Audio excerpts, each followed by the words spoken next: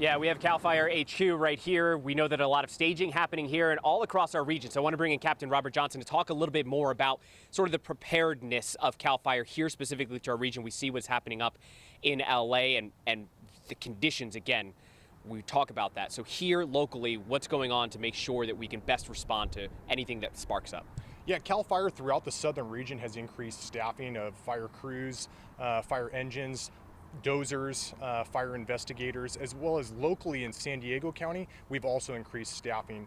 All the days off currently for firefighters are canceled. That allows us to staff additional equipment and be prepared for any sort of emergency.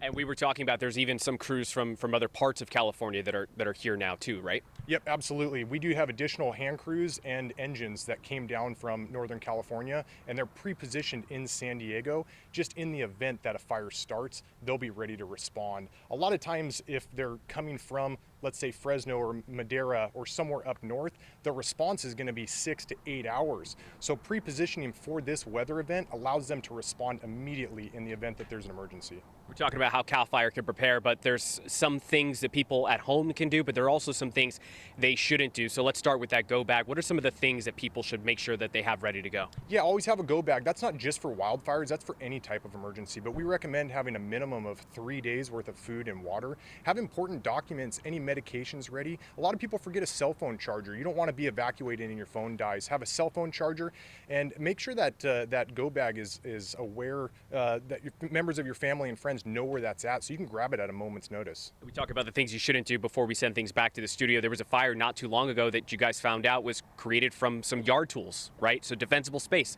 It's something that we talk about.